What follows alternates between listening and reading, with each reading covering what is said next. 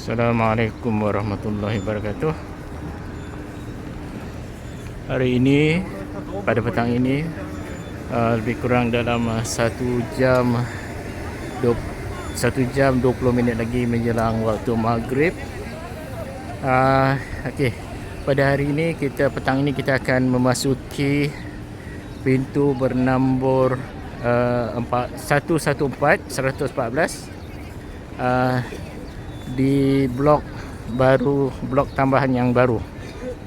Okey, sebentar lagi kita akan memasuki pintu utama, iaitu pintu bernombor 114. Kita akan melintasi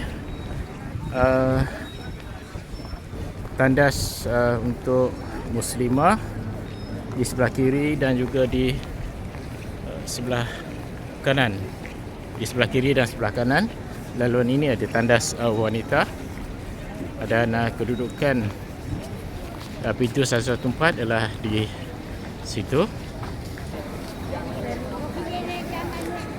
Dan ini adalah pintu bernombor 114.